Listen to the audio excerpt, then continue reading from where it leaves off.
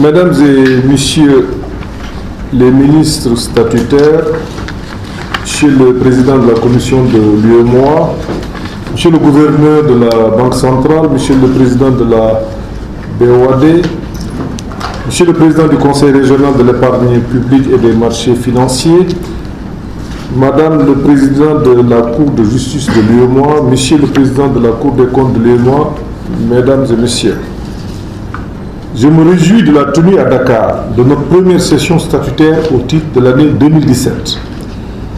Je voudrais en cette circonstance vous souhaiter ainsi qu'aux délégations qui vous accompagnent la bienvenue et un agréable séjour au Sénégal, pays de la Teranga.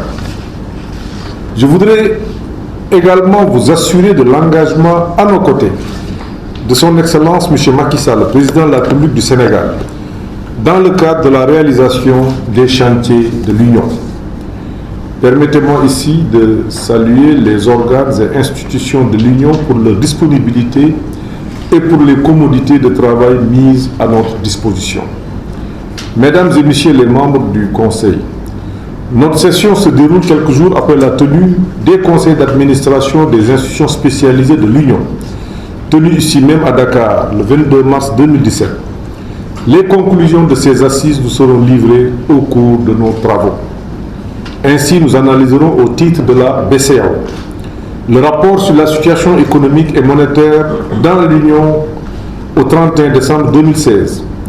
Notre Conseil s'appuiera sur les données y figurant relatives aux évolutions récentes des perspectives économiques de l'Union pour décider de mesures visant la consolidation des performances économiques, la poursuite de l'assainissement des finances publiques et l'approfondissement des réformes structurelles dans les États membres de l'Union. Notre Conseil aura également à se prononcer sur les comptes de la BCEAO pour l'année 2016, soumis à son approbation.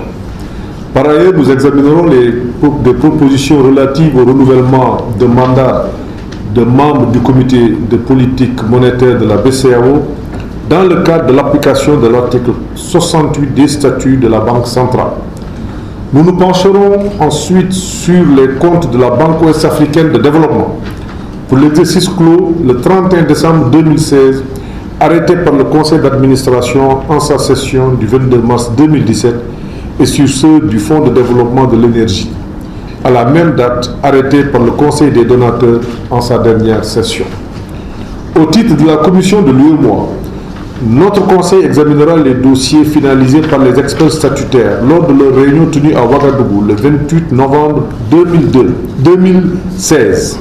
Il s'agit, dans un premier temps, du projet de rapport semestriel d'exécution de la surveillance multilatérale du mois de décembre 2016, qui sera présenté à la suite du point de la BCEAO sur la situation économique et monétaire de l'Union au 31 décembre 2016.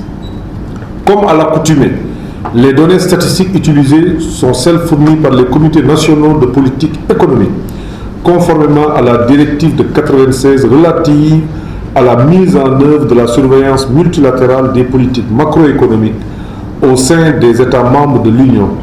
Elles sont arrêtées au 2 décembre 2016. Ce rapport procède à l'évaluation des programmes pluriannuels de convergence, de stabilité, de croissance et de solidarité au titre de 2017-2021. Il analyse les prévisions macroéconomiques de l'année 2016 et apprécie les projections faites par les pays dans le cadre de leur programme pluriannuel et portant sur la période du programme. Nous examinerons également le projet de budget de l'Union au titre 2017. Suivront, d'une part, l'examen du projet de règlement portant adoption des modalités d'élaboration et de calcul de l'indice harmonisé des prix à la consommation au sein des États membres de l'Union, base 2014, qui parachève le processus de mise aux normes internationales de l'ISPC avec une couverture nationale. D'autre part, au titre de la Cour de justice de l'UEMOA, l'examen du projet de règlement portant définition des caractéristiques des costumes d'apparat des membres de la Cour de justice de l'UEMOA et du greffier de la Cour, avec pour objectif de combler le vide juridique laissé par le règlement de 96 du 20 décembre 1996 portant sur le même objet.